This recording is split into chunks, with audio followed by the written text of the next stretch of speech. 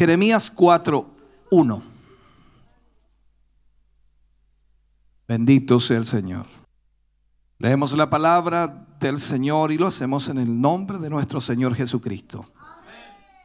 Dice: si te volvieres, oh Israel, dice Jehová, vuélvete a mí, y si quitares de delante de mí tus abominaciones, y no anduvieres de acá para allá.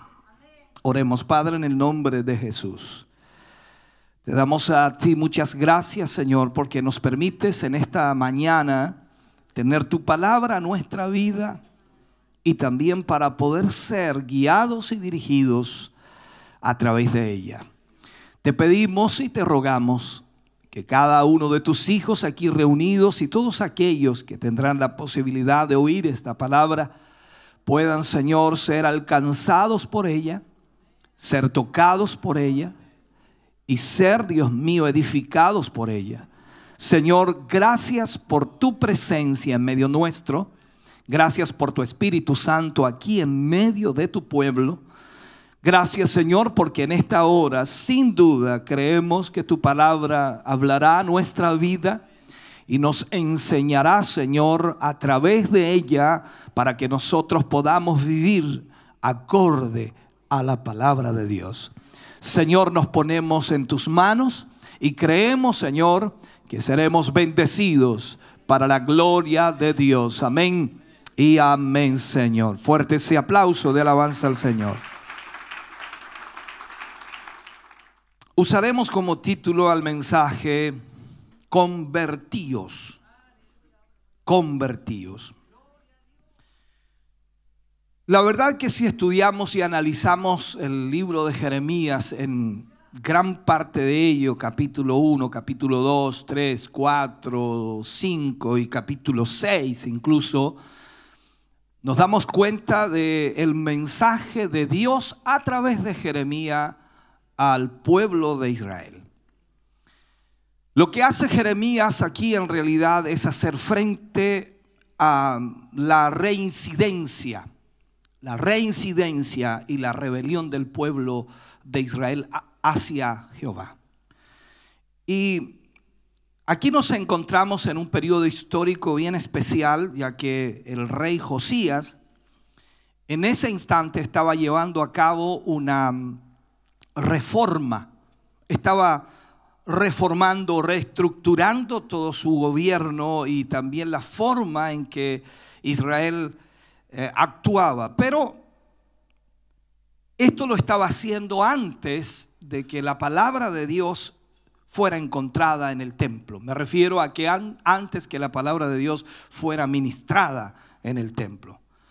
Por tanto, si observamos un poco, se trataba de una reforma y lamentablemente no de una renovación espiritual. Podemos nosotros incorporar reformas a nuestra vida y tratar de organizar nuestra vida, tratar de poner ciertos parámetros en nuestra vida, y aunque arreglemos cosas en nuestra vida, puede que eso no signifique una renovación espiritual. Podemos cambiar conductas y podemos cambiar formalismos incluso, y no significa una renovación espiritual. Y es ahí en donde quizás muchos creyentes cometen el grave error de que piensan que si alguna conducta cambia o alguna situación o formalismo es cambiado, ya inmediatamente estamos en una experiencia espiritual. Y la verdad es que no es así. Los cambios que estaban teniendo lugar en Israel en ese entonces eran poco profundos. Josías era sincero en lo que estaba haciendo, pero seguramente tratando de acercarse a Dios, pero a su manera o a su forma. Y eso no le llevaba a tener una renovación espiritual, sino solamente una reforma en la manera o en la forma de adorar a Dios en cierta manera. Josías había escuchado no una vez sino muchas veces al profeta Jeremías. Pero el pueblo, a pesar de las profecías de Jeremías y a pesar de lo que Josías con buena intención estaba haciendo, el pueblo no se estaba volviendo a Dios de una manera genuina. Aún consideraban que Jeremías, lamentablemente para ellos, no estaba siendo un buen profeta, porque las profecías que Jeremías pronunciaba hacia Israel eran totalmente contradictorias de acuerdo a su concepto o su idea. Aquí nos encontramos, por supuesto, con mensajes bien específicos de Jeremías que pronuncia hacia Israel. Cuando nosotros miramos en el capítulo 3, por ejemplo, y observamos también hasta el capítulo 4 y llegamos hasta el 6, encontramos muchos mensajes de Jeremías al pueblo de Israel. Y aquí en el capítulo 3, versículo 10, Jeremías marca algo bien interesante. Dice este versículo: con todo esto, su hermana, la rebelde Judá, no se volvió a mí de todo corazón, sino fingidamente, dice Jehová. Aquí es donde nosotros comenzamos entonces a ver algo diferente. No se volvió a mí de todo corazón, sino fingidamente. Aquí estamos hablando, por supuesto, de Judá. Ellos se estaban volviendo a Dios solamente de una manera exterior. O sea, ellos estaban expresando aparentemente una conducta de santidad o una conducta de temor o una conducta de adoración, pero era externa. Recordemos las palabras del Señor Jesús en el Nuevo Testamento cuando le habla a Israel y le habla también a los fariseos y dice: este pueblo de labios me honra más, su corazón está lejos de mí. Usted y yo podemos exteriorizar muchas cosas y podemos a través de nuestro exterior demostrar que posiblemente a la imagen nuestra o a la idea nuestra somos excelentes cristianos.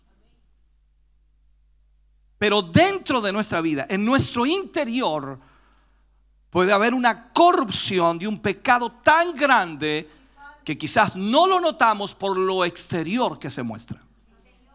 Recordemos que Jesús también dijo que los fariseos hacían siempre eso. Se vestían de largas túnicas para que de esa manera todos los honraran como hombres santos, mas lamentablemente, dijo él en una de sus palabras, parecían sepulcros blanqueados. La verdad dice: por fuera os mostráis muy hermosos, pero por dentro estáis llenos de huesos de muertos.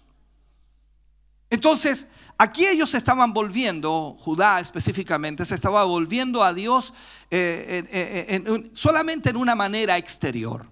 Y estaban concurriendo constantemente al templo, yendo al templo y cumpliendo todos los rituales, cumpliendo todo aquello que había sido especificado por Josías, y que esa reforma que había traído Josías con buena intención aparentemente estaba dando un buen resultado, porque la gente estaba volviendo al templo, pero su corazón no estaba identificado con su actitud externa. O sea, es como decir: vamos al templo el domingo en la mañana, pero por la tarde hacemos lo que queremos.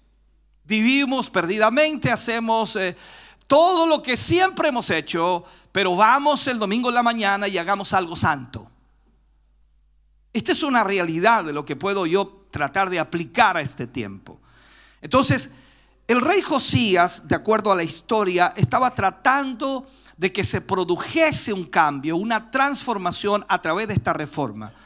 Esta actitud nos revela que, por supuesto, puede haber una reforma, puede suceder una reforma sin una renovación espiritual. O sea, nosotros podemos venir al templo y hacer muchas cosas en nuestros rituales, y aparentemente incluso podemos estar viviendo un avivamiento. Para todo el resto de las personas parece un avivamiento. Dios está metido en este lugar porque la gente tiene un avivamiento. Pero en el interior del corazón hay un problema serio. Entonces, la reforma sin una renovación en profundidad, sin un cambio interior, nunca constituye un cambio verdadero.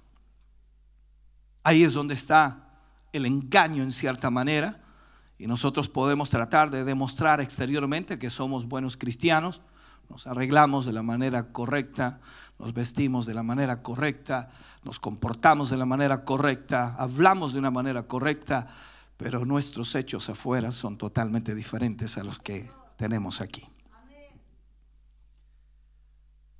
Si miramos bien esto, entonces no estamos seguros de lo que hoy estamos viendo y observando, porque la verdad es que no conocemos el corazón de la gente. Usted puede ver rostros, puede ver personas, pero nunca conocerá el corazón de la gente. Y ahí es nuestro dilema. Tampoco es nuestra responsabilidad conocer el corazón de la gente, pero Dios sí lo conoce. Por eso Dios usaba al profeta Jeremías hablándole a Israel, porque Dios conocía el corazón de Israel. Jeremías podía ver mucho de eso y pudo haber caído preso del engaño también de esta reforma que Josías traía y que aparentemente daba una espiritualidad a Israel, porque iban al templo y hacían los ceremoniales y hacían todo lo que se había impuesto allí, y aparentemente era un avivamiento, pero en realidad Dios miraba más allá de lo externo y miraba el corazón de las personas. Entonces, si nosotros consideramos en cierta forma que lo que hacemos hoy, que lo que realizamos hoy, de estar aquí en la iglesia, de cantar, de alabar a Dios, de exaltar al Señor, de ofrendar, de hacer todos los ceremoniales que acostumbramos a hacer o que hemos traído a la forma o formalismo que hacemos, pareciera que todo está bien. Pareciera que todo está bien. Estamos cumpliendo con el Señor, estamos haciendo lo correcto, vamos a la iglesia, estamos allí. Pero lamentablemente puede que en nuestro corazón haya un problema. Se creó de alguna forma en esta reforma un interés en la palabra de Dios. Y solo entendiendo esto, la palabra de Dios es la que puede traer una renovación espiritual. Solo la palabra de Dios puede traer esa renovación espiritual. Pero también podría ser que muchas personas estén viendo, y puedo decirlo así, viviendo meramente una experiencia emocional o incluso superficial. La emoción es la que nos mueve muchas veces. Nosotros somos emocionales. Y a veces las emociones nos mueven. Y eso a veces se transforma en algo superficial, no es algo firme, sólido, concreto en nuestra vida. Entonces, aquí en esto de la historia de Israel y de Judá sobre todo, está por ver si están verdaderamente convertidos o no. Cuando usted comienza a analizar los capítulos en donde Jeremías le habla, usted comienza a darse cuenta si realmente estaban o no convertidos. Aunque en los días de Jeremías hubo esa reforma, antes que un verdadero retorno a Dios existiera o fuera hecho realmente, fue de alguna manera impulsado Jeremías a profetizar y a pronunciar una profecía tremenda. Cuando nosotros vamos al libro de Jeremías capítulo 3 versículo 16 al 18, vamos a tratar de leerlo, no lo tengo apuntado ahí, pero creo que es importante leerlo.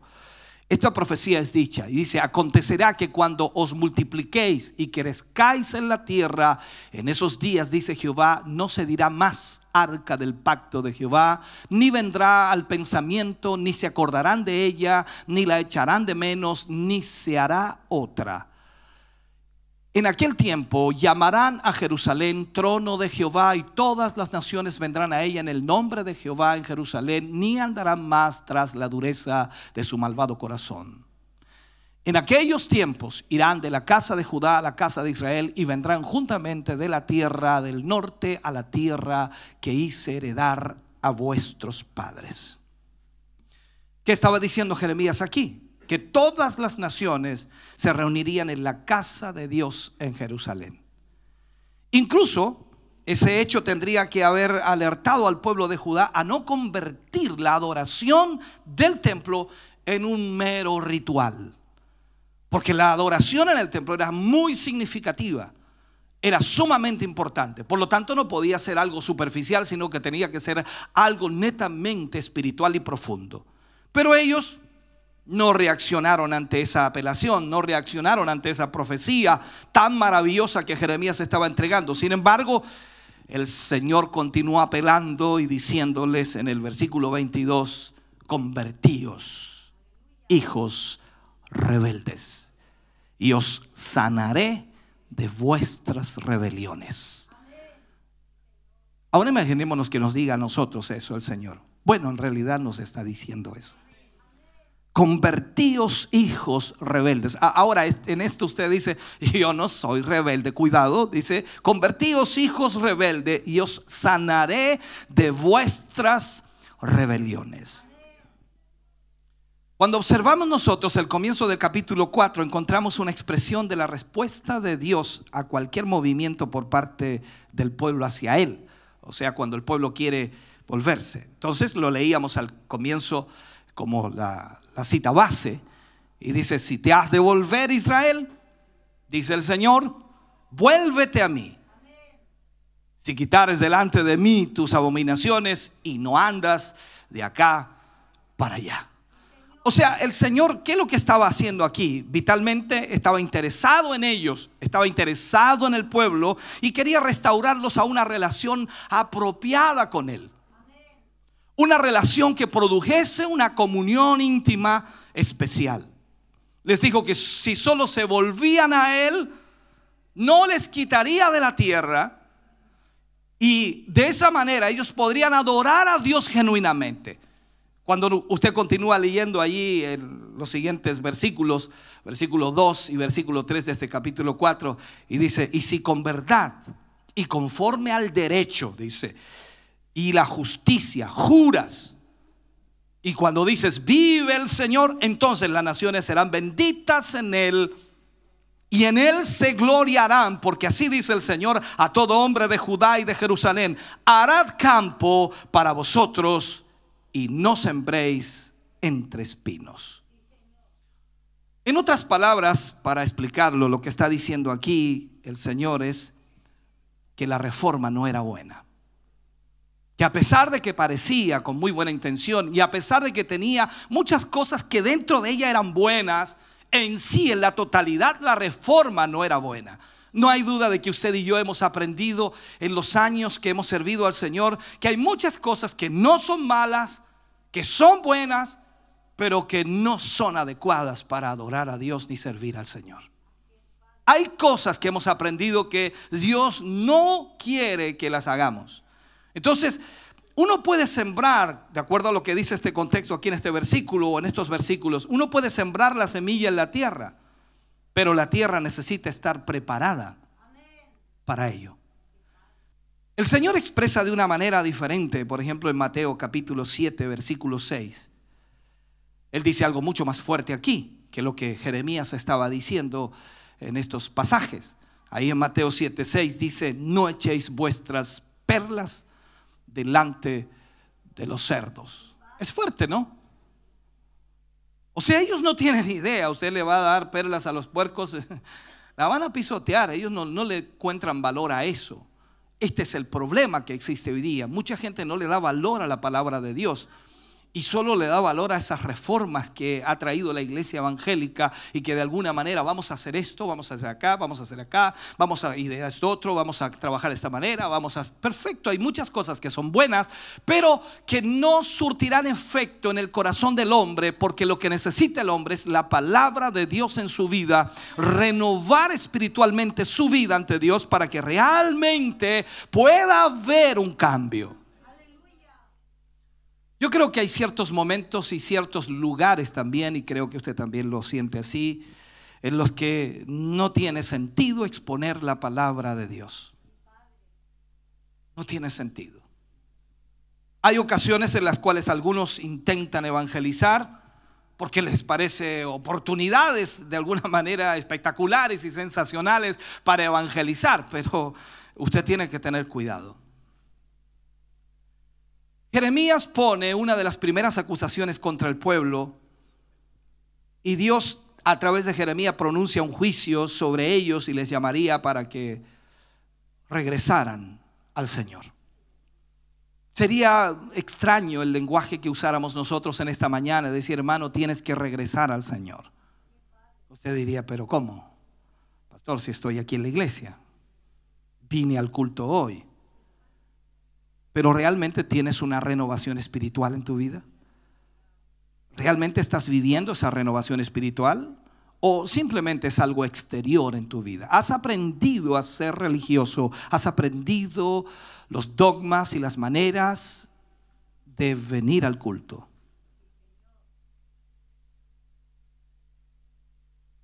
Jeremías pone en claro a través de todos sus mensajes en estos capítulos el juicio de Dios.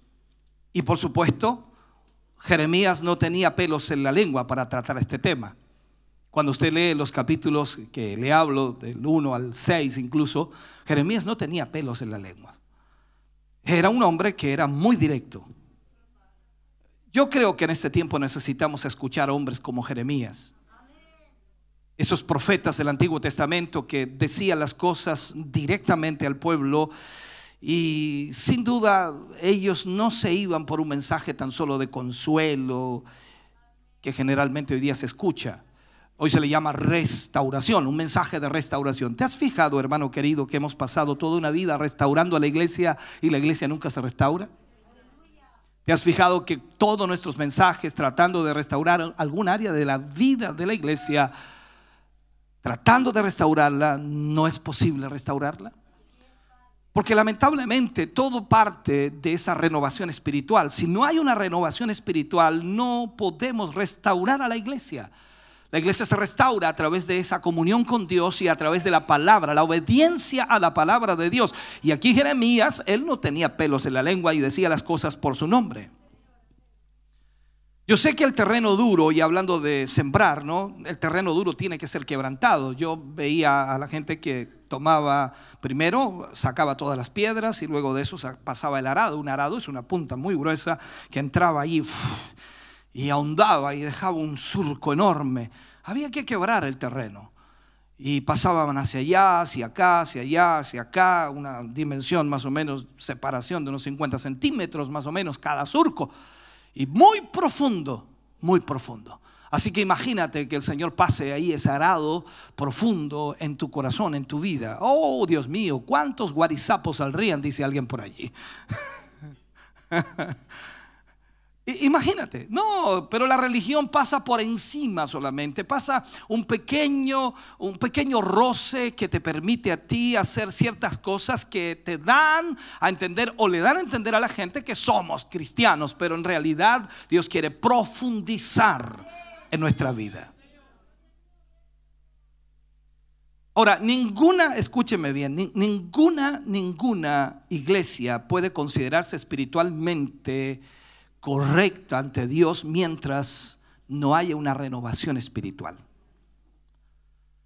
Hoy la sociedad está en peligro y es una gran verdad. Siempre lo ha estado. Y el Señor dejó a su iglesia para que pudiera restaurar la vida de hombres y mujeres a una comunión con Dios. La verdad es que estamos haciendo muy poco para eso. Lo que hemos aprendido, vuelvo a insistir en esto, hemos aprendido a ser religiosos, hemos aprendido a vivir bajo ciertos parámetros o dogmas o ciertas áreas de religión, pero en realidad no tenemos una renovación espiritual. Hoy día ninguna nación puede considerarse invencible o invulnerable, pero todas las naciones caen por un asunto interno. Ahí hay que entender esto. Babilonia cayó en una noche. Cuando nosotros vemos la historia, Alejandro Magno murió en una noche y todo el imperio se desmoronó. O sea, cuando nosotros miramos y vemos la historia y sobre todo el imperio romano también, que cayó por causas internas, todos estos imperios, todas estas naciones cayeron por causas internas. O sea, usted y yo también como seres humanos vamos a caer por causas internas. No es lo externo lo que nos hace caer, es lo interno. Ahora, no significa que no sea importante lo externo, pero usted tiene que exteriorizar lo que está en su corazón. no cubrir su vida o tapar su vida o esconder su vida real, genuina, con algo, con un manto de religiosidad. Usted tiene que ser honesto con Dios y consigo mismo.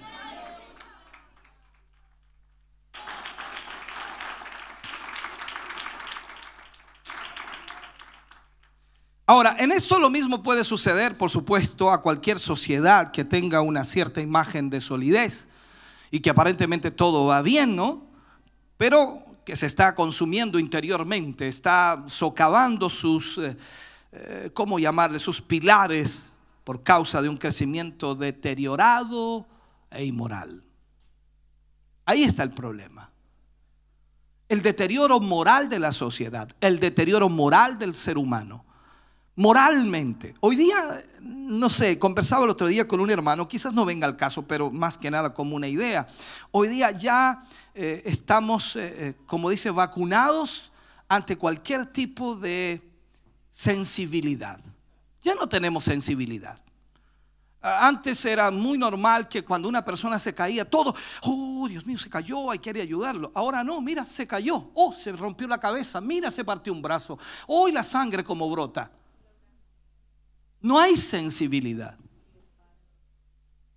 Usted pasa por un lugar, ve a alguien pidiendo una ayuda, ya no tiene sensibilidad. Somos insensibles.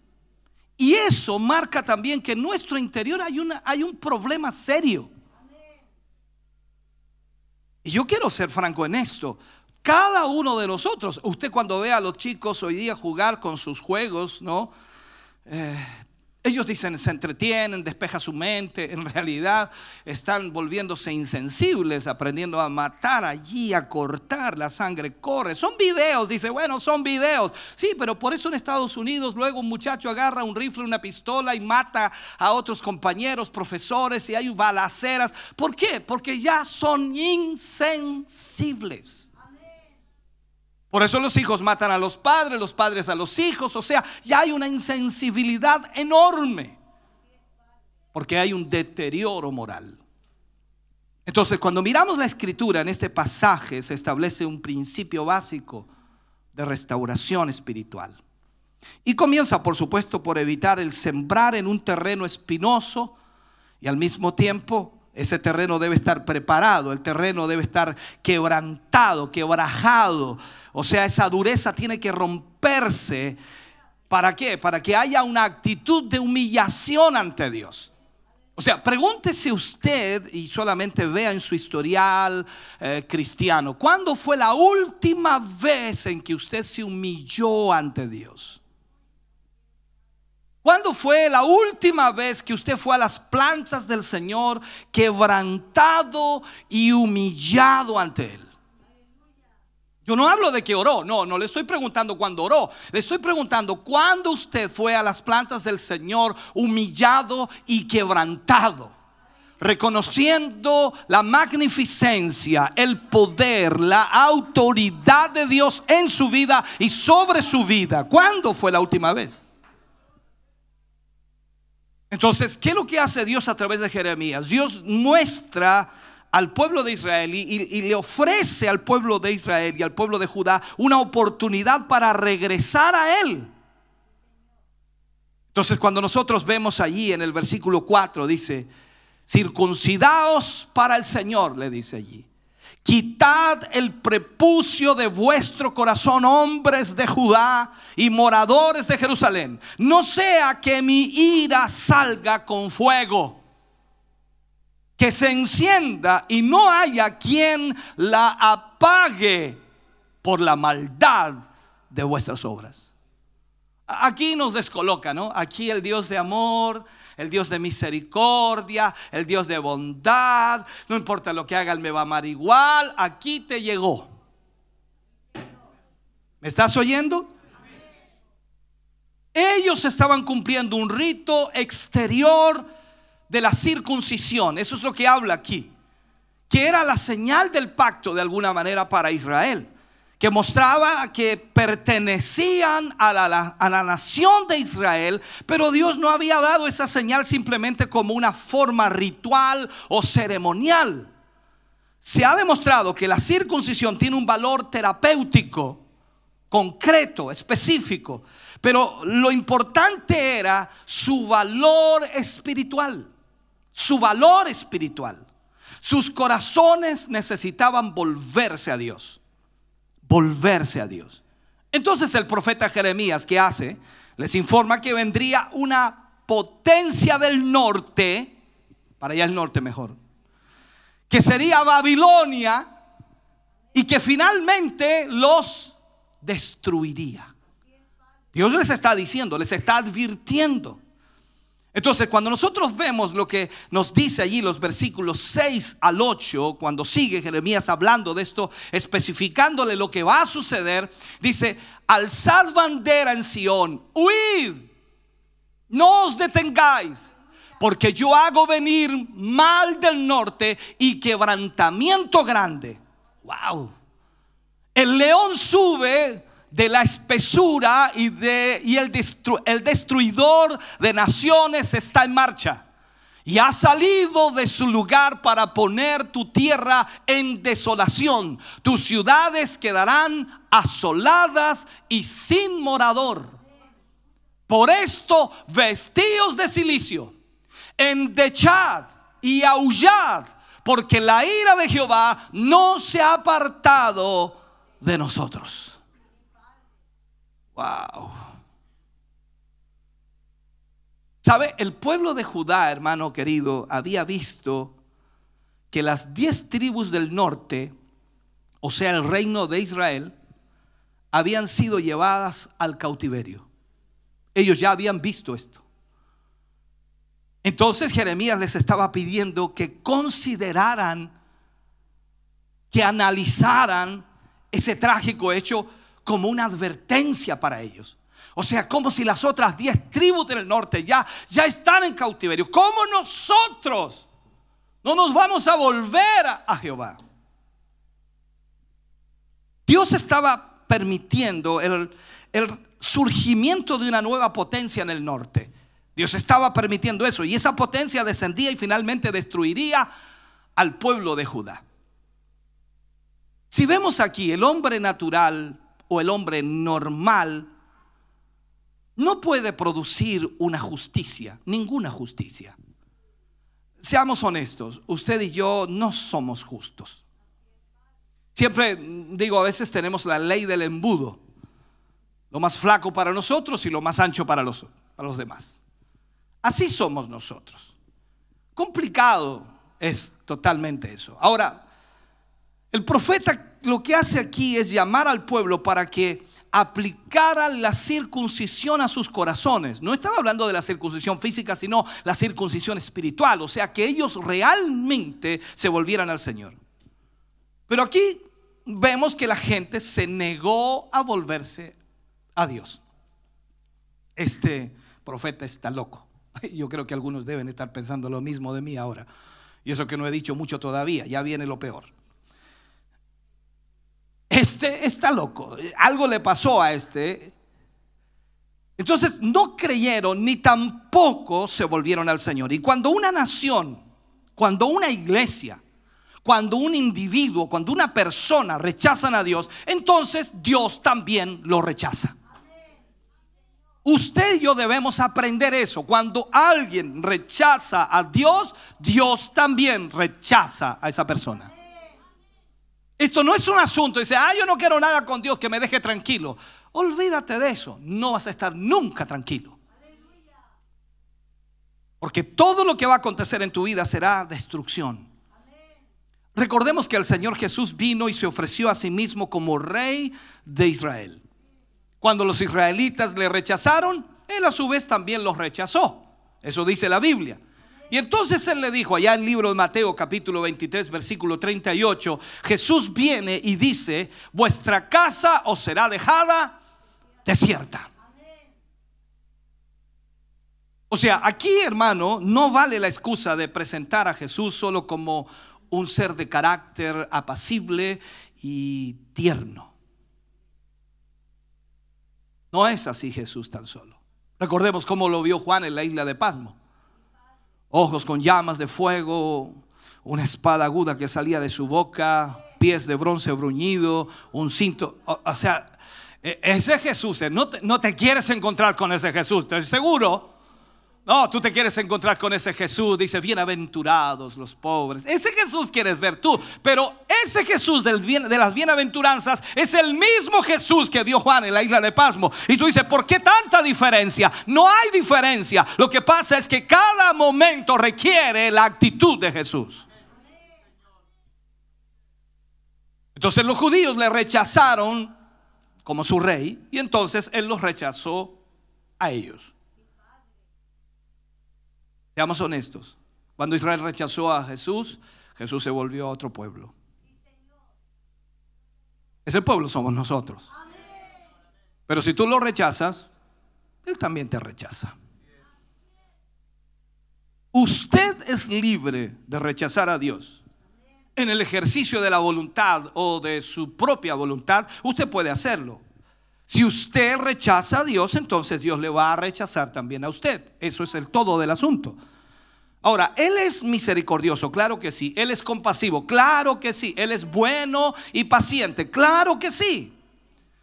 Le da a usted y a mí amplias oportunidades, hermano querido, para volverse a Él, para vivir una comunión con Él, claro que sí.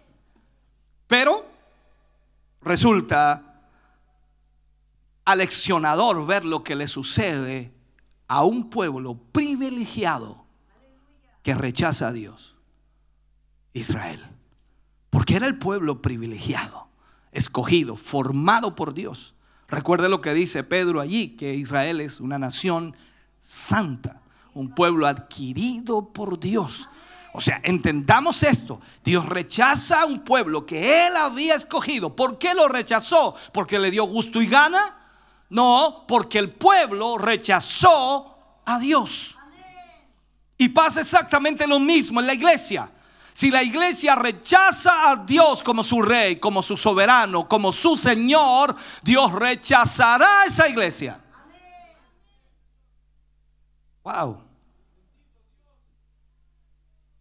Entonces Dios rechazó al pueblo de Judá y los demás lo consideraron como réprobos, como desechados, como inútiles.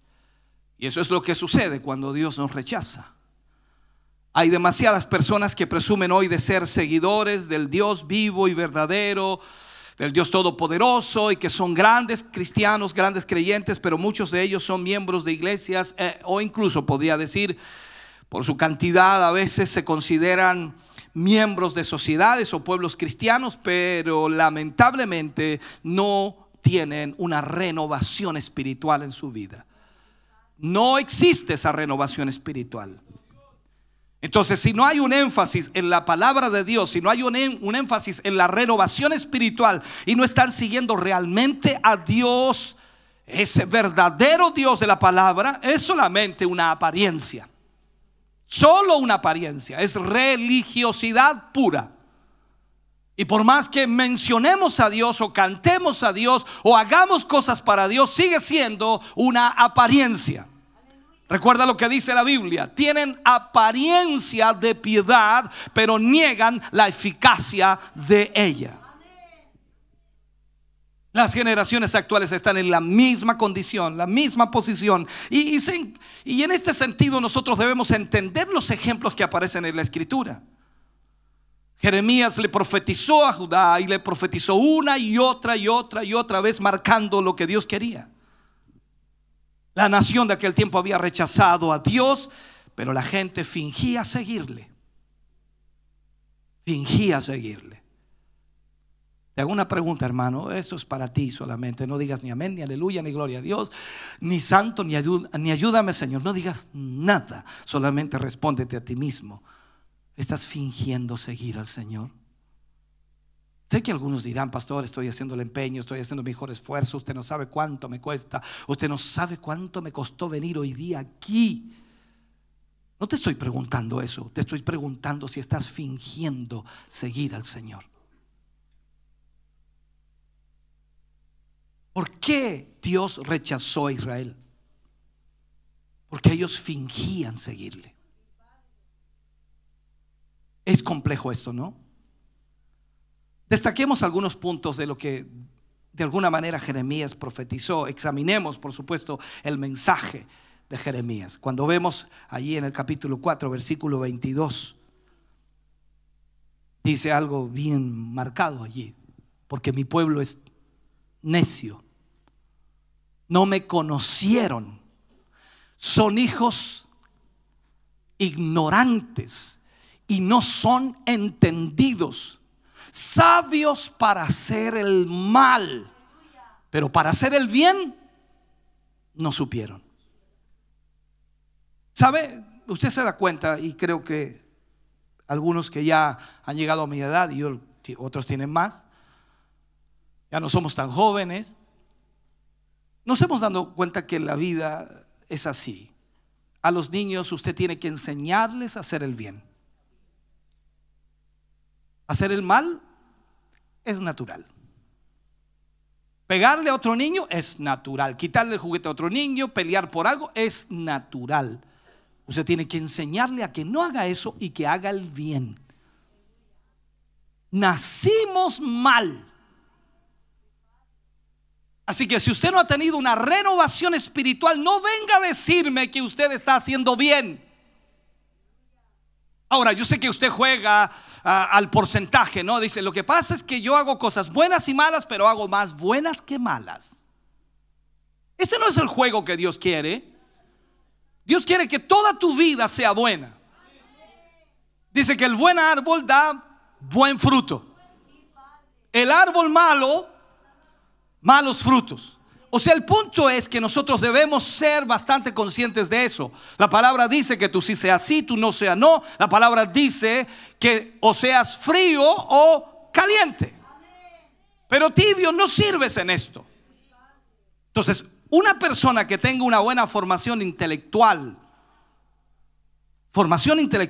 y que no sea creyente, hablo de un no creyente, pero tiene una formación intelectual, al no conocer a Dios no puede entender ni explicar a otros el contenido de la palabra de Dios. Será imposible, porque el razonamiento humano le es imposible entender la palabra de Dios. ¿Sabe? Resulta muy interesante que usted puede leer un libro humano y entenderlo. Qué interesante. Usted agarra cualquier libro en una librería y lo lee y usted lo entiende. ¿Por qué? Porque lo escribió un humano, y aunque usted no conozca al autor, usted lo entiende. Es increíble. ¿Por qué? Porque es un libro humano, escrito por un autor humano, y puede ser leído y comprendido por otro humano porque fue escrito por un humano. Disculpe las palabras que le doy y lo enredo. No le estoy enredando, le estoy explicando más que nada.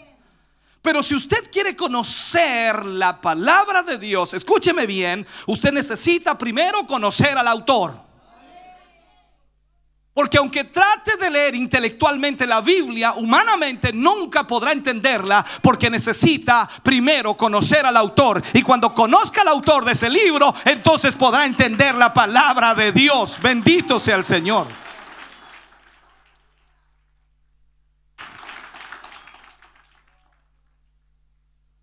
Mire, leamos aquí Jeremías capítulo 5, versículo 1.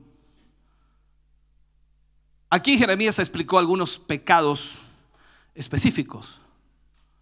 Dice: recorred las calles de Jerusalén y mirad ahora e informaos, buscad en sus plazas a ver si halláis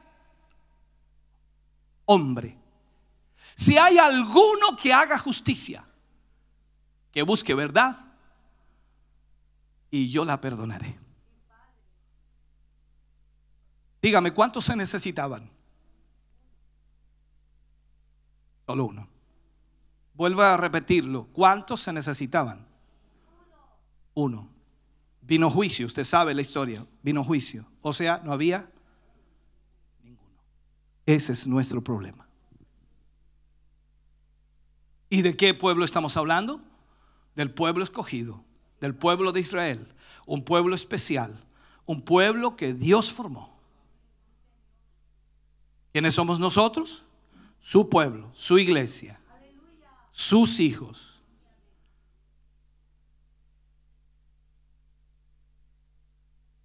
Lo que Dios quería encontrar allí era alguien que participara de justicia para perdonar a Judá. Cuando miramos la historia bíblica y vemos al patriarca Abraham, usted sabe que intercedió por Sodoma y Gomorra. ¿Recuerda usted esa historia? Si hubieran 50, si hubieran 40, si hubieran 30, si hubieran 20, si hubieran 10. Pero ahí se chantó, o sea, no quiso más, no intentó más. ¿Ya? Disculpen la frase que dije o la palabra. Ahí se quedó. No intentó más, se quedó en 10.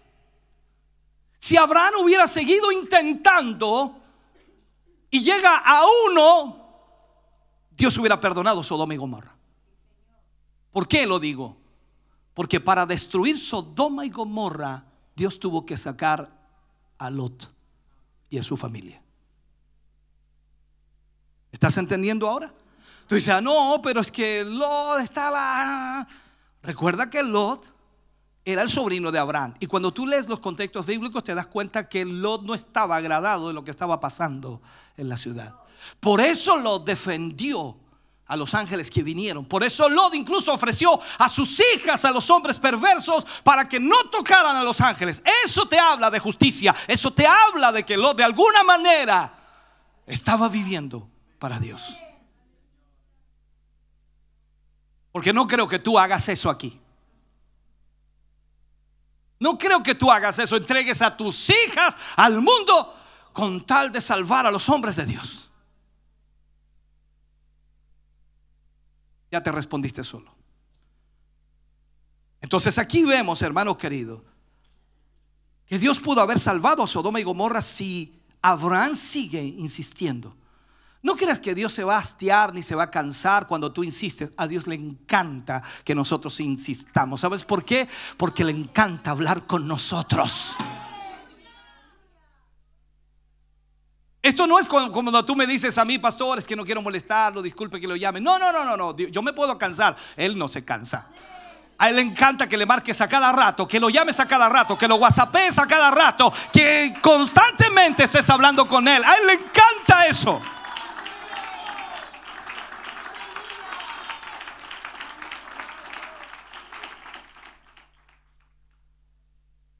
Ahora, veamos ahora, como yo dije en este asunto, lo que hace Jeremías, capítulo 5, versículo 8. Aquí comienza Jeremías a dar algunos pecados detallados. ¿Ya? Mira lo que dice el versículo 8.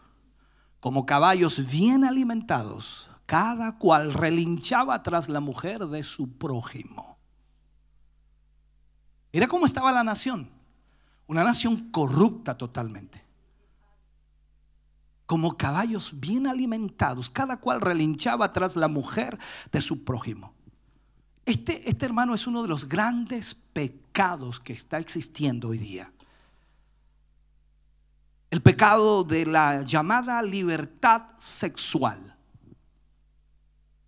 Por eso que las leyes van en esa orientación. Claro, la ley impuso primero el matrimonio, porque la palabra de Dios lo establecía como para siempre, pero después con los problemas que tiene la sociedad de esa libertad sexual, ese pecado sexual, entonces ahora tiene que traer el divorcio porque hay problemas.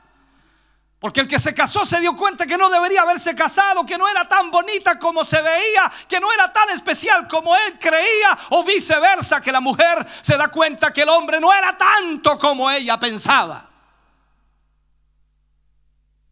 Y se divorcia y luego se casa con otra. Por eso que la ley ahora pone el divorcio y el recasamiento, para darle solución a los problemas de pecado. Ese es el todo del asunto. Porque no puede lidiar con eso, porque no entiende eso.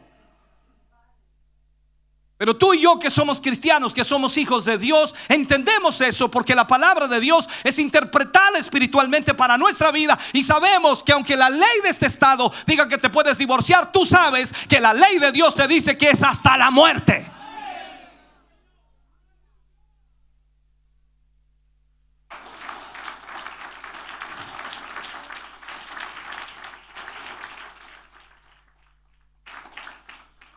Entonces aquí vemos que Jeremías habla de esto y claro, se describe de una manera tan cruda, ¿no? pero se escribe de una forma para entender la sexualidad y la moralidad en general. Dios, aunque califica el adulterio como pecado, en realidad en este pasaje vemos que usó un sarcasmo de primera categoría, un sarcasmo, y compara al hombre como un caballo bien alimentado que lo único que quiere es ir a pecar. Esa es la realidad. Caballos bien cebados, fogosos, que relinchan por la mujer ajena.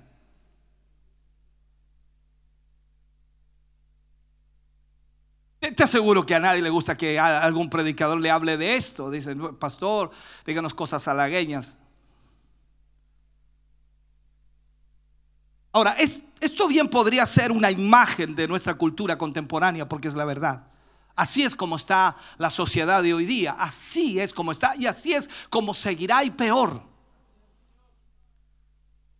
Y la descripción continúa. Sigue Jeremías, continúa en el versículo 27 de este mismo capítulo 5. Jeremías dice lo siguiente: como jaula llena de pájaros, así están sus casas llenas de engaño. Así se hicieron grandes y ricos. Oh Señor, el engaño, la mentira, el fraude, todo está allí, hermano querido.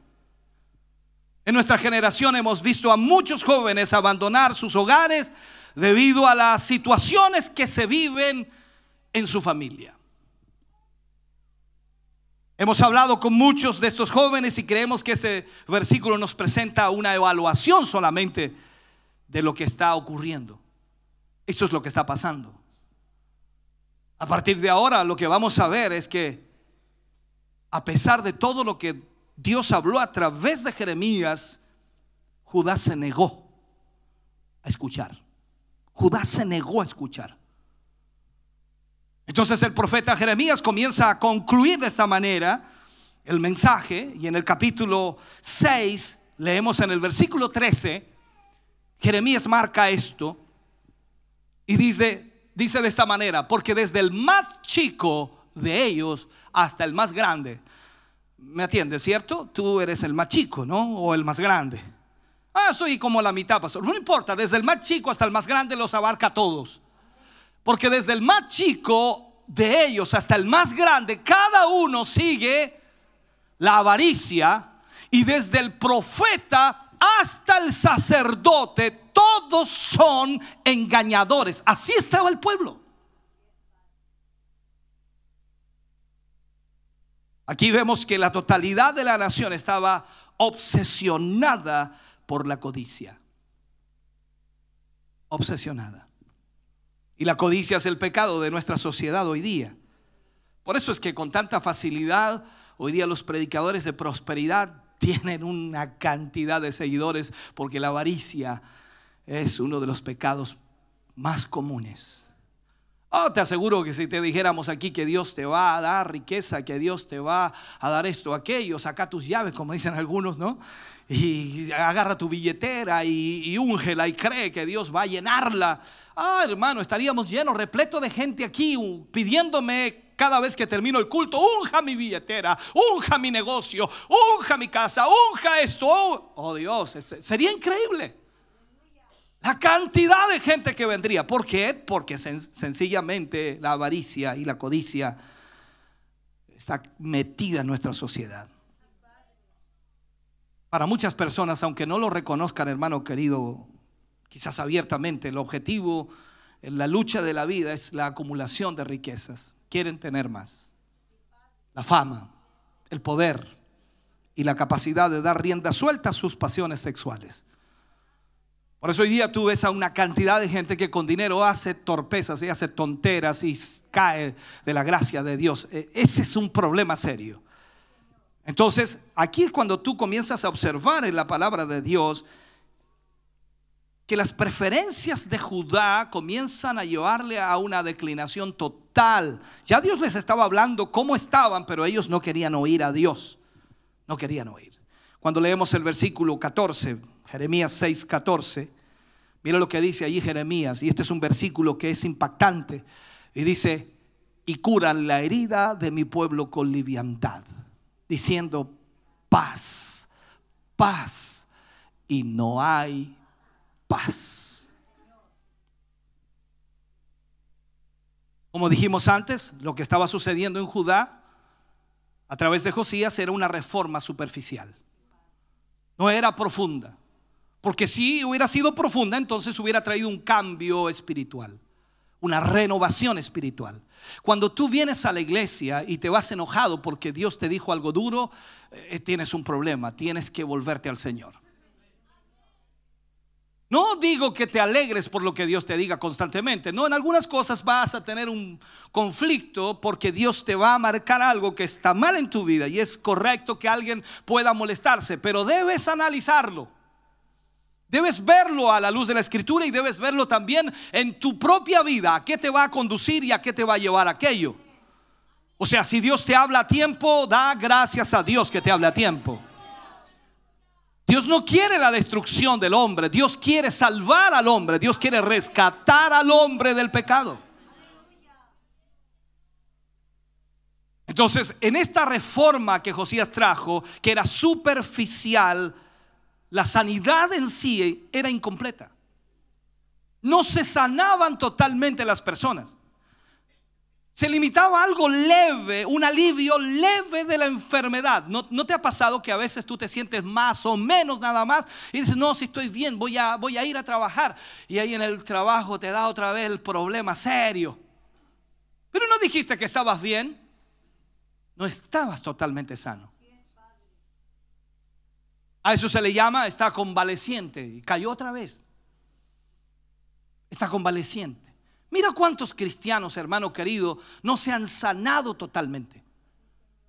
Oiga, hay una fiebre por el púlpito, y hay una fiebre por hacer cosas para Dios, hay una fiebre por predicar, y hay una fiebre por hacer tantas cosas, pero no están sanados completamente. Tú tienes que estar sano completamente para poder ser el mensajero de Dios, porque si no vas a terminar mal. Cuando la gente se te oponga, tu ira va a aflorar y no vas a poder llevar el mensaje de Dios. Alguien dijo por allí que esto era, cuando habla de curar la herida del pueblo con libertad, era como poner talco sobre una grave herida o un tumor canceroso y después decir que estaba curado. No es así. Y con respecto a los deseos de paz, se manifestaban muchos deseos de paz en el pueblo en aquel tiempo, sin que hubiera paz. Podríamos decir que hoy también oímos hablar mucho de paz, e incluso con buenas intenciones. La gente siempre está hablando de paz. Sin embargo, mientras resuena la palabra paz por todas partes, por todos lugares de la tierra, el mundo parece estar preparándose para un conflicto final. Hay problemas serios. Veamos lo que dice ahora Jeremías 6:19. Ya estoy por terminar, hermano, discúlpame. Ya termino. No sé ni cuánto tiempo llevo, me parece que llevo casi una hora, pero ya voy a terminar. Jeremías 6:19. Dice aquí: oye tierra, he aquí yo traigo mal sobre este pueblo, el fruto de sus pensamientos, porque no escucharon mis palabras y aborrecieron mi ley. ¿Te gusta someterte a Dios? ¿Te gusta obedecer a Dios? Cuando tú lees en la palabra lo que Dios pide de ti, ¿te gusta hacerlo? Seamos honestos, a veces no queremos. Oh, yo entiendo que hay cosas que hay que hacerlas, pero ¿cómo pueden ser tan exigentes? Yo prefiero servir al Señor libremente, cuando pueda, como pueda. Hay cosas que no voy a poder dejar nunca. Hay cosas que yo no puedo cambiar, y si Dios quiere cambiarlas, que las cambie. Ese es tu pensamiento, ¿no? Pero que el que se acerca a Él, hermano querido, tiene que creer que le hay. Y si Dios está allí, tú quieres acercarte a Él, tú no puedes acercarte, hermano querido, en una vida de pecado y de maldad. Para acercarse a Dios, tú tienes, hermano querido, que cambiar tu vida. Judá rechazó la palabra de Dios a través del profeta Jeremías. Ellos rechazaron a Dios. Para ellos estaban rechazando solamente un profeta. Y cuando los hombres rechazan a Dios, siempre se producen consecuencias. Cuando el hombre rechaza a Dios, se producen consecuencias. Cuando vamos al libro de Jeremías, capítulo 6, versículo 30. Mira lo que dice ahí. Plata desechada los llamarán, porque Jehová los desechó. Pudo haber sido bueno este hermano. Pudo haber sido buena esta hermana en el Señor. Este matrimonio pudo haber llegado a mucho. Se veía bien. Pero ¿qué ocurrió? Recordemos lo que Pablo le habla a los Gálatas. Dice: vosotros corríais bien. ¿Quién os estorbó para no obedecer a la verdad? Aquí el problema, hermano querido, está en oír la palabra de Dios y ejecutarla. Aquí en este versículo es como si Dios le hubiera dicho al pueblo de Judá: habéis rechazado mi ley, entonces yo os rechazo a ustedes. Si tú rechazas la palabra de Dios para tu vida, entonces Dios te rechazará a ti. Él no quiere saber nada de ti si tú rechazas su palabra.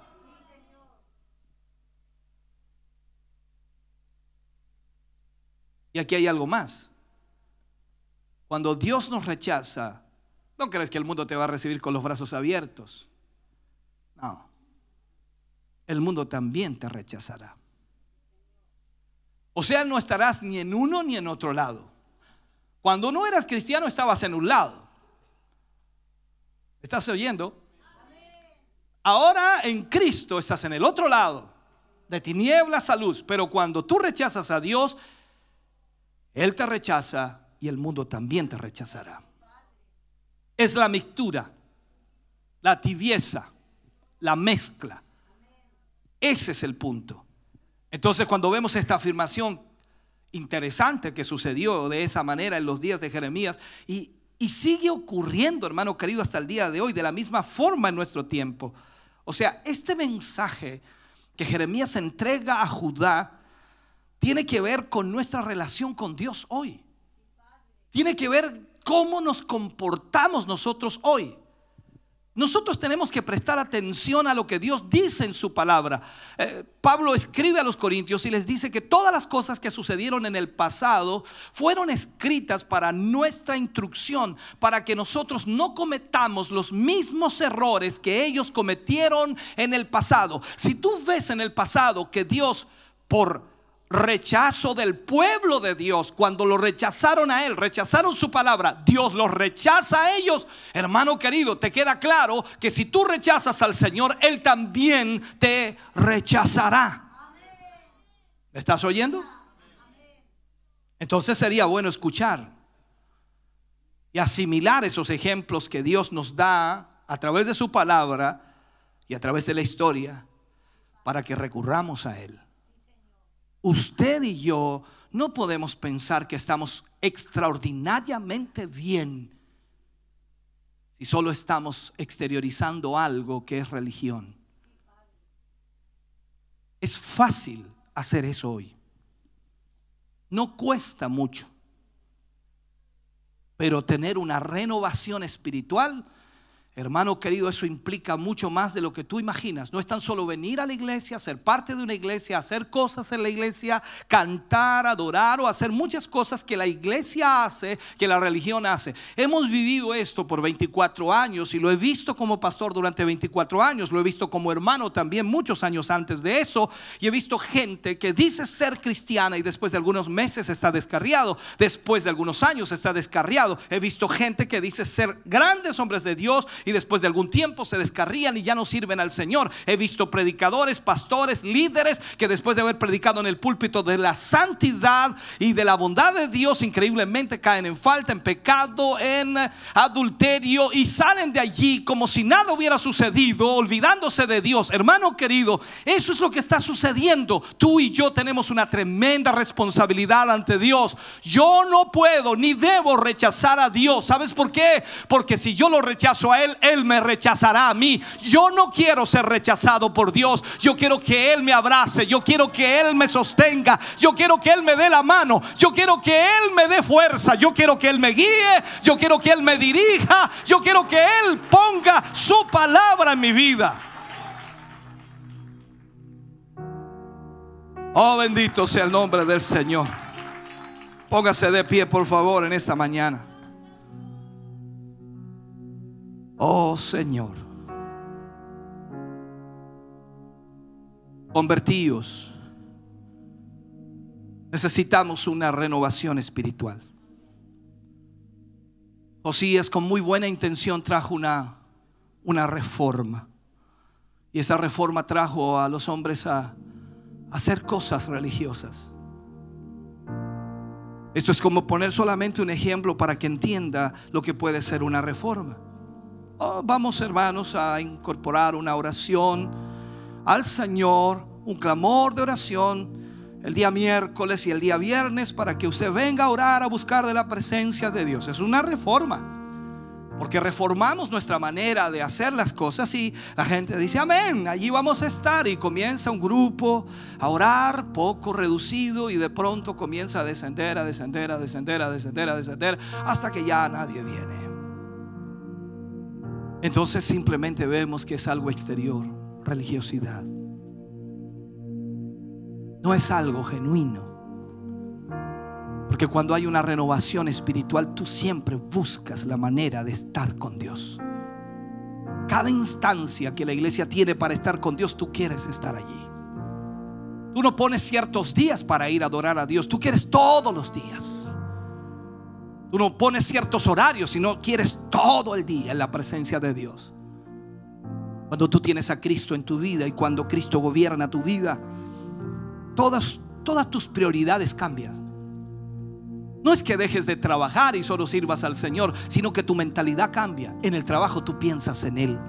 En el trabajo tú piensas en el culto de la noche, en la reunión del fin de semana, en lo que viene más adelante, y no quieres perdértelo, tú quieres estar ahí. Y mientras haces el trabajo, porque hay una verdad, todo el trabajo lo haces por inercia, es un asunto que ya lo sabes, ya conoces el sistema, ni te das ni cuenta cuando pasan las horas y has hecho el trabajo y tu mente está con Dios, tu corazón está con Dios y estás motivado con Dios, y lo único que quieres es estar en el culto. No hayas la hora que termine la hora de trabajo para correr a tu casa, cambiarte ropa y estar alabando a tu Dios, glorificando al Señor. Y que parece que cuando el coordinador dice vamos a orar, tú dices este es el momento mío, aquí yo puedo hablar con Dios, puedo comunicarme con Él. Porque tienes una renovación espiritual. No importa la hora, no importa el lugar. Te despiertas a las 3 de la mañana, te despiertas a las 2, a las 5, no importa, tú estás ahí. Y te despiertas y tú no piensas, dice, ¿por qué me habré despertado? No, tú sabes por qué te despertaste. Tú dices, gracias Señor, voy a levantarme a orar un ratito, aunque sean 10, 15, 20 minutos. Voy a levantarme un ratito a orar. Sé que hace frío, Señor, pero me voy a rebosar, voy a cubrirme y voy a orar. Voy a buscar tu presencia. Porque ya no es algo externo, es una renovación espiritual.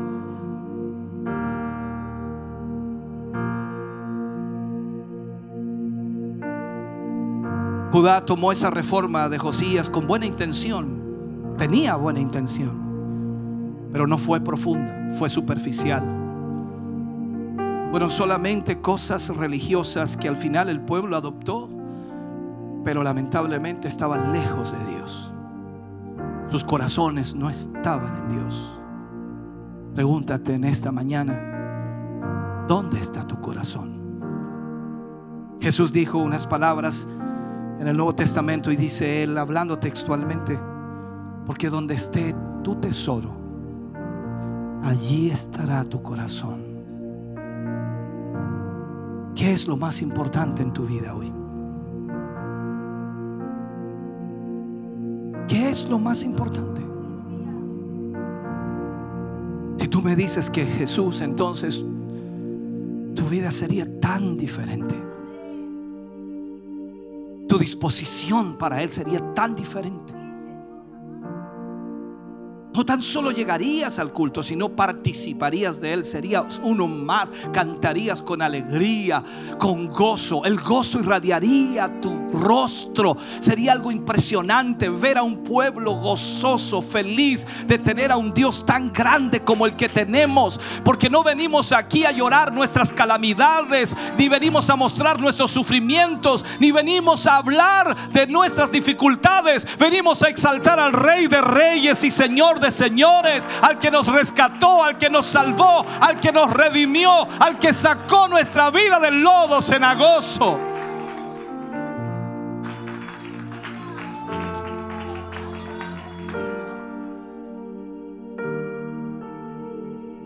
Convertíos al Señor. Convertíos al Señor. ¿Te habló el Señor en esta mañana? Vamos a orar a Dios. Vamos a orar. Todo el pueblo de Judá escuchó a Jeremías, no una vez sino muchas veces. Tú sabes la historia de Jeremías. Tanto fue así que Judá se enfureció contra el profeta. Lo metieron en una cisterna. Lo rechazaron totalmente. Y por toda esa presión, Jeremías en un momento como que ya no quería más. Porque claro, cuando tú sientes el llamado de Dios y tú sabes que Dios está contigo, lo lógico en tu mente es que cuando tú hables, la gente te va a oír, te va a escuchar, va a aceptar tu mensaje, va a recibirlo, va a dar gracias a Dios por él. Entonces ese es el concepto que tenemos si Dios nos ha llamado.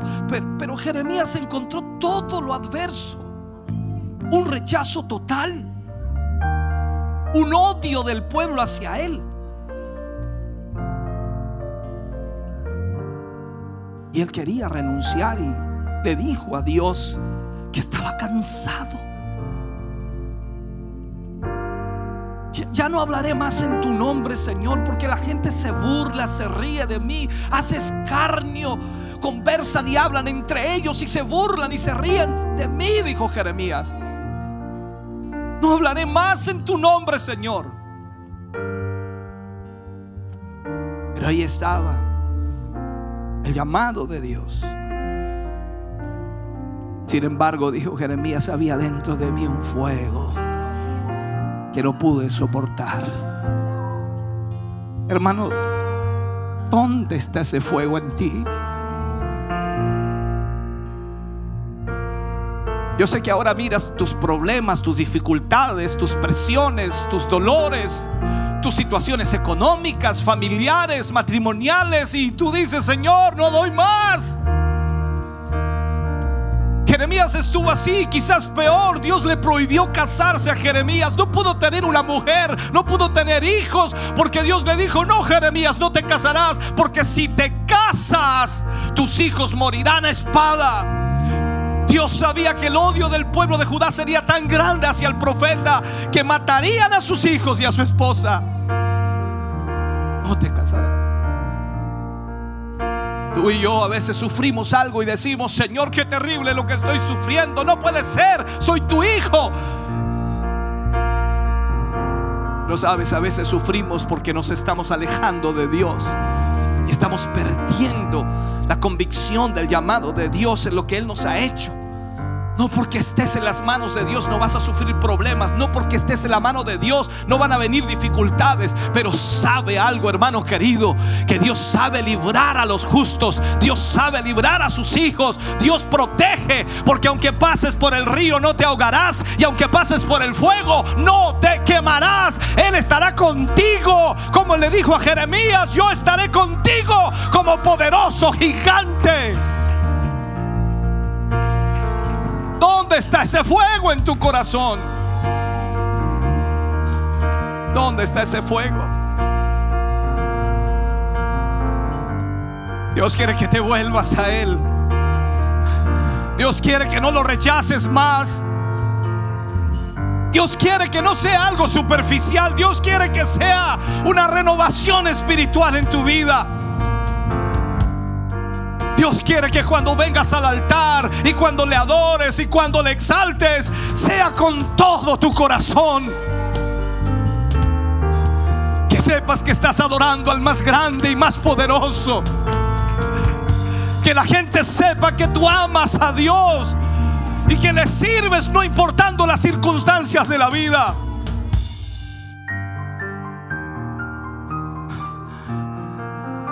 Alguna llama debe quedar en ti. Algún pábilo, aunque sea muy pequeño, debe quedar en ti.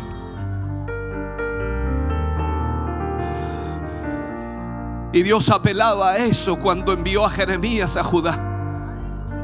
Apelaba a alguna llama, algún pábilo encendido, algo muy pequeño que pudiera hacer reaccionar al pueblo y volverse a Él.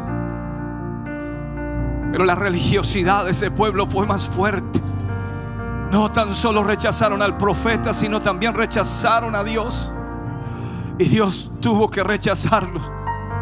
Iglesia, tú y yo estamos en un momento en el cual debemos tomar decisiones en nuestra vida. Tú no puedes seguir rechazando a Dios. Es tiempo de convertirnos realmente a Él. Es tiempo de volvernos a Él y de permitirle a Él que pueda guiar nuestra vida, nuestro ser. Es el tiempo de tomar una decisión.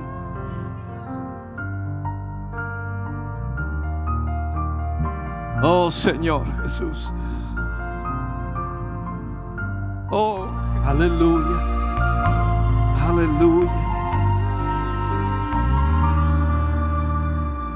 Él espera que alguna llama quede en tu corazón, por muy pequeña que sea. Si tú le permites, Él puede volverla a encender con mayor fuerza. Recuerda cuando Él te llamó y puso ese fuego en ti. No había nada que te detuviera. No había nada que te estancara. No había nada que te desalentara. No había nada que te impidiera adorar a tu Dios. Este es el momento de que esa llama vuelva a arder en ti.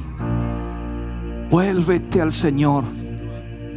Vive una renovación espiritual. Experimenta en Él la bendición de su presencia. Permítele al Señor el cambio que debe hacer en tu vida, para que de esa forma entonces seas una bendición, no tan solo para tu familia, sino para todos aquellos que se relacionan contigo. Que ellos puedan ver que tú amas a Dios y obedeces su palabra, que tú respetas su ley, que tú eres un hijo y una hija de Dios que le ama. Este es el momento para que el Señor haga arder esa llama en ti una vez más. Oh, bendito sea el nombre del Señor. Padre, fluye en esta mañana sobre la vida de tus hijos, sobre la vida de tus hijas. Oh Señor, una vez más trae tu presencia y tu Espíritu Santo sobre ellos. Que la llama de tu Espíritu, Señor, pueda fluir en esta hora, Señor. Vuélveles, oh Dios amado, vuélveles, Señor, a experimentar esa presencia maravillosa tuya. Que venga, Señor, porque ellos se vuelven a ti en esta mañana, porque ellos te buscan a ti, Señor, porque ellos rasgan sus corazones hoy, Señor, ante ti, porque ellos se quebrantan, Señor, ante tu divina presencia, porque ellos se doblegan y se humillan, Señor, ante el Dios y Creador de todas las cosas. Padre, bendice las vidas de tus hijos y de tus hijas. trae sobre ellos una bendición abundante, maravillosa, gloriosa, en el nombre de Jesús.